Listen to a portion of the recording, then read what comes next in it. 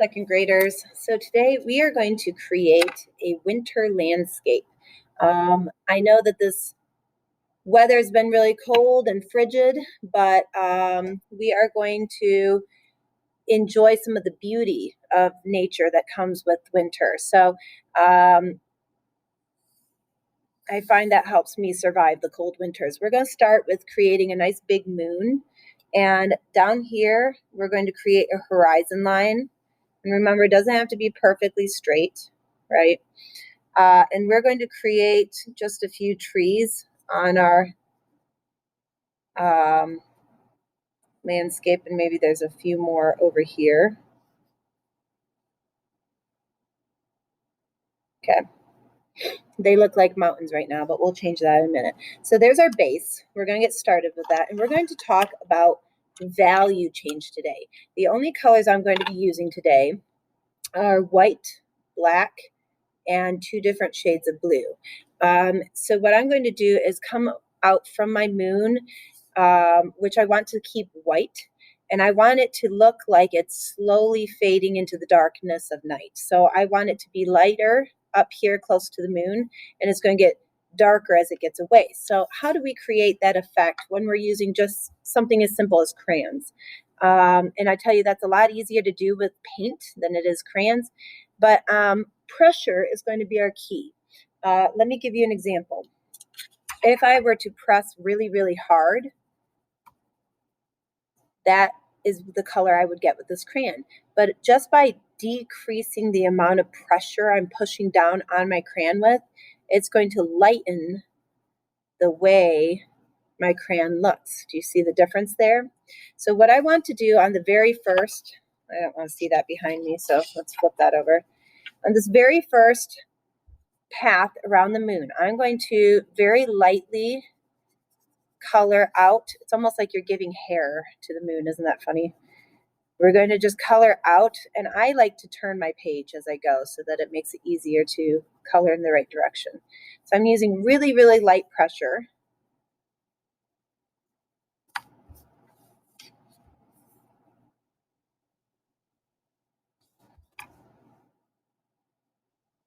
Now I do this really fast because I'm used to coloring, but you might want to go slow at first just so you can get the hang of doing the correct amount of pressure. You might even practice coloring lighter on a separate piece of paper before starting your art project. Okay, now it looks like a sunshine that's blue, doesn't it? It's kind of funny. The next thing we're going to do is we're going to do the same thing, and we're going to work our way around the moon a second time, only we're going to create a second ring that goes out to about here. This time we're going to use a little bit more pressure. So I want to go slightly overlapping where I was, and I'm going a little bit further out this time. So slightly darker pressure, and allow those two to overlap just a little bit because you don't want it to look like there's a hard line between the two.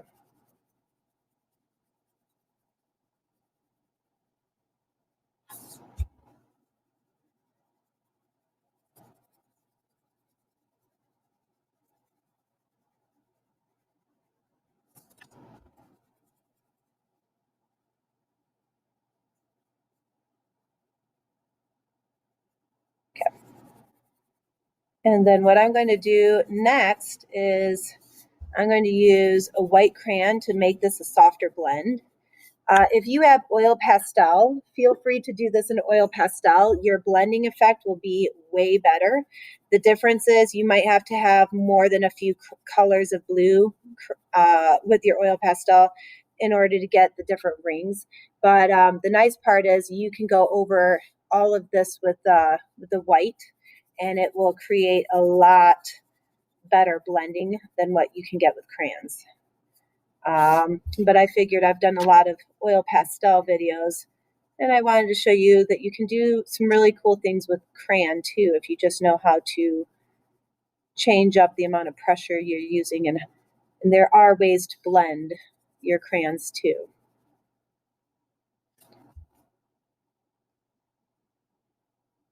Okay, so what I'm going to do next is I'm going to use my white crayon, and I'm just going to go back over top of this and kind of soften. See how I'm crossing from here to here?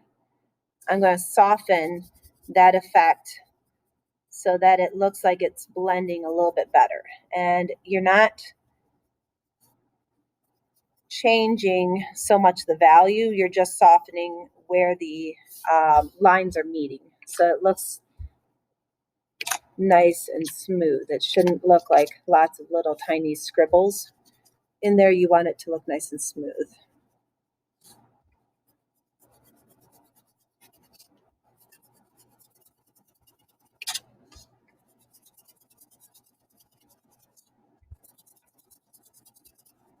Look how pretty that looks. All right, so it's very subtle, the change that you get in there, but it is definitely noticeable, the difference between this and what it was before I did that. All right, last pass with this crayon. We're going to go darker pressure. So this is the darkest pressure I have with this crayon.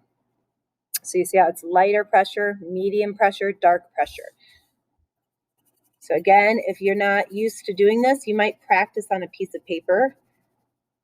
And I'm going to show you another trick. If you go off your page, moms will love this. If you go off your page, put another piece of paper underneath of you while you're coloring, and then you don't have to worry about coloring on mom's table or grandma's table or the daycare table, wherever you're at. Look at that. Isn't that pretty already? How cool is that? So I'm just going to work my way around, all the way around. And I want to try and keep, if you need to, measure here and then come over here. I want to try and keep it about the same length so that it's even all the way around, and that can get tricky. It's easier to do that around here when it's all the same size, but when you're running into obstacles, it can get a little tricky to make sure you're coloring the same width. And I'm going to just gently blend this part a little bit by going over it so it doesn't look like such a harsh line. Okay. I'm going to continue. And guys, if this does not look perfect, that is okay. I really am just wanting you to practice changing value so you get used to the fact that you can create value with pressure. So this is a lot more practice than it is getting an amazing effect. Now, if you do it right, it will look really cool, but it's also about having fun and practicing a new art skill. So please, please, please do not be embarrassed if you don't have an amazing picture by the time you're done. Do the best you can and really have fun with it. Okay, now look, I have run out of room up here and I've run out of room up here, but I have this little tiny part down here and I have all the space up here. That's where our darker blue is going to come in. So we've done all of this with just this lighter blue and a white crayon. Isn't that cool? So now I'm going to go in and using lighter pressure at first, I'm going to go over and I'm just overlapping a little bit so that it blends smoother. So I'm going to do an overlap about that far in. And then the rest of this, I'm going to color with this solid blue. And to keep it consistent, since we've kind of come away from the moon like this, I want to make sure I'm not scribbling up and down as I color this extra open space. I want to continue to color in the same direction I was coloring earlier so that it makes the sky look like it's all fitting together. So I'm going to go through and real quick color this in.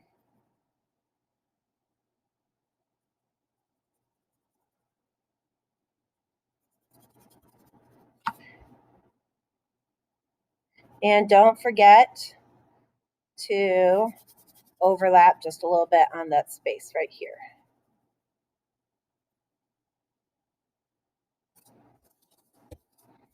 Okay, get it in a direction that I can get comfortable coloring. So if you turn your paper, it makes it a lot more natural. That's, I guess, the reason that most of us would color this way is because our paper is not in a comfortable position for us. So turn your paper as often as you need to get comfortable with it. Ah, okay. So if you get to the edge of the paper and it's doing that to you, go ahead and change direction just to get past that. It only happens when I go fast, but I'm trying to save you guys from listening to me too long.